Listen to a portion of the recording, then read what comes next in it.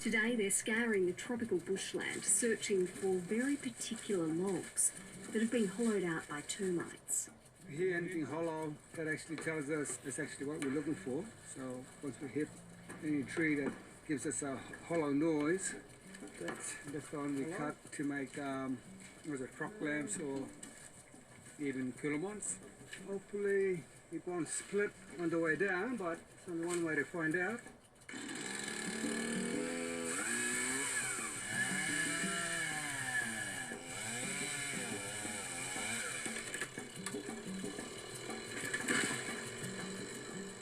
It's this unique providence and connection to country that makes this company so different. It's either been built by these guys using their unique and amazing talents, and we're using local timbers, which is on the ground. Manapan is a self-sufficient and self-funded enterprise. It also utilises timber from the Gumarch mill, also in Arnhem Land, and weaving artists in nearby Ramingining.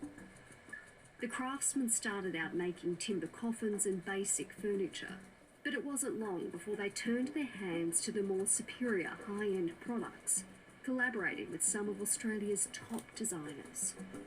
It had become apparent competing in a mass market just wasn't viable. What's probably most remarkable about these guys is that they're disproving the notion you can't operate a business from a remote community. Sure, it's tough. Every single screw, bracket and tool has to be brought in by air or sea. When machinery breaks or needs to be sharpened, it gets packed off to the mainland. And in wet season, that's even harder, with roads bogged up and air freight services in demand.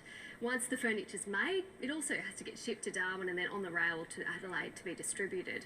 All this really starts to add up in both time and cost. Traditional owner and Manapan board member Elizabeth Gangelpar says she remembers first laying eyes on their work. He showed me that they were making this stuff and what?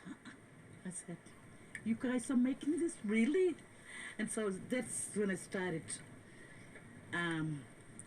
taking notes of Manapan. And she's not the only one. Gracing the pages of Vogue, winning international design awards, and exhibiting in Milan at a World Furniture Fair, Manapan is the talk of the town. We've got some pieces in Singapore. We've got them scattered through Europe. We've got them sitting in Rome, in the Australian consulate, and in Croatia. There's a couple of pieces around America. From Cartier to Qantas, some of the big commissions require the workers to travel to put them together. Some of them have never seen things like escalators or lifts, and we're delivering tables to the 57th floor of Barangaroo in Sydney. It's also presenting a much-needed positive story. Like putting Millington on the map, like let the world know that actually we're doing something with our lives. Like really, some of us really trying hard. It's like first time black fella in one thing furniture. We feel like very proud. What we've achieved and the pride of what you build and the smile on the guys' faces is just, is remarkable. We work in a tough remote area, and just to get the reward and the results of what we achieve and what we've done has just been fantastic. Manapan might be winning the big awards, but it's the shift on the ground and lives altered that's most important. Sometimes I just don't believe in myself, It's not really me, yeah. Because it's like, if you can see it, like it's smiling back at you, At the helm of the craftsmanship is Josiah Baker. He's the key creative behind many of the designs and was the first to sign up. Josiah was raised on the islands but had been living away for some time. When he returned, he saw a lost community. Like all my friends that used to be at school, now they just walk around like, I don't know, like real bored, nothing to do. Especially seeing their kids growing up, and just makes me sad that there's nothing really happening. He says it was tinkering with his granddad's tools as a boy that got him interested in carpentry. Running his garage and just building whatever I can make. Got in trouble about it, but yep, it would have paid off in the long run, so I think that was all right. He became a qualified carpenter during his days at Manapan and is now teaching at the Manapan Academy. It is a challenge, but I love challenges, so But it's rewarding. it's rewarding.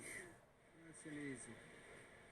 They also do work experience programs for the students of the local school, all about inspiring the next generation of workers. It's got one of the highest unemployment rates in Australia. That's not because people aren't going and getting jobs, that's because there are no job opportunities. So to have someone like the Academy and Manapan operating, we're creating opportunities. Very important. It is the dreams, the cries, the aspirations of every parent, every mother, every father dreams of a better future for your children. Take my kids having good future with them when I can retire so my kids can get this job. Mama pull and back, yeah? To up, down, neck and back, taking straight, up, down, ma. Josiah's son Adam is also attending the academy. I'm actually pretty proud of my younger son. Really decided to follow my footsteps, so that was something. Yep, and having him there actually gives me more motivation to actually start teaching. He also harbours his own design dreams. My biggest dream is opening a new company, like of Manapan. Some of the workers have used their Manapan credentials to secure other employment. Israel Gawafal Napolo is now helping to build homes for his community. It's really good for me, like I want to go through, do all the jobs, get all the big jobs. For me, it's like having a good fun, learning, giving a hand, helping with the jobs, doing as a team, working together. He's considered one of their best hires. Oh, he's unreal. He loves it. He just wants to be here. He'll work 7 days of the week if he could. So he just loves it. There's been another unexpected impact. In a community where clan lines run strong, it's brought men from all groups together, creating harmony. Actually get them to interact with each other and have more respect towards everyone in the community. And I actually tell them, if you're not going to do it for yourself, then try to do it for your grandkids, grandsons, your sons, yeah, daughters. Try to set them up with something very good. A trickle-down effect, bringing clans and cultures together across many divides. Still to this day, there's no one in Australia doing what we're doing. No, I didn't realise how successful it would become. To think we've been to Milan and to think that we've got furniture in the best houses in Melbourne and Sydney is just a dream. And the fact that we've created so many jobs. It's giving a family, the community, Milingimbi community, and the wider community something to hold on to.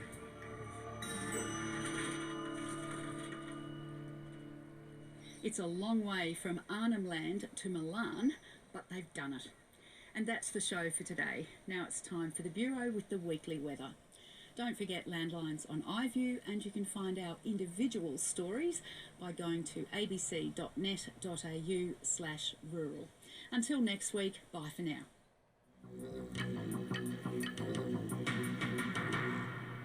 G'day from the Bureau.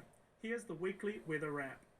This weekend we've had clear skies in most places with a series of fronts across the southeast. The focus for the rest of the week will be on ongoing below average temperatures and widespread frost risk. It will be a dry, settled week across Australian cropping regions. The dry conditions will allow the harvest of cotton and the planting of winter crops to progress without delay.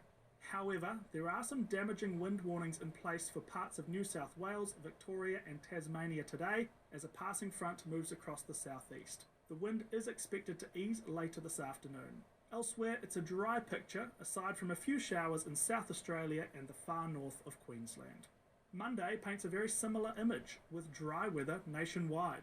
This whopping high, centred in the Bight in South Australia, is causing settled and dry conditions with clear, cool nights. Frost is once again expected through large parts of the southeast, with a smattering of frost possible elsewhere too. For Tuesday, frost and fog continue to be the major weather elements in the south and east. A few showers are possible for southeast South Australia and western Victoria and Tasmania. Meanwhile, a narrow trough looks to bring some showers to Perth and the southwest of WA on Tuesday or on Wednesday. Elsewhere, conditions mostly unchanged on Wednesday due to the slow progression of the high. However, moving into the second half of the week, showers return to the north tropical coast of Queensland. Another cold outbreak affects the southeast probably on Thursday. Once again, expect strong and possibly damaging wind as this front passes Tasmania, Victoria and New South Wales, also bringing rain, hail and snow to low levels in the southeast. This front will then move out over the Tasman Sea on Friday, leaving the country in a settled, dry and cool state once again moving into next weekend. That's it for this week. We'll see you again next Sunday.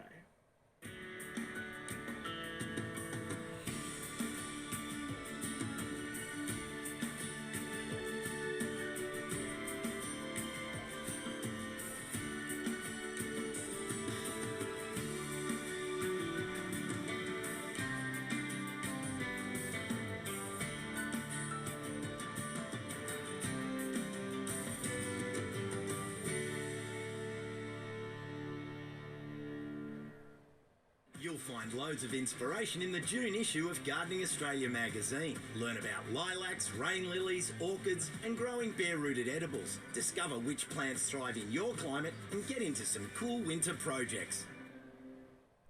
Check out new merch.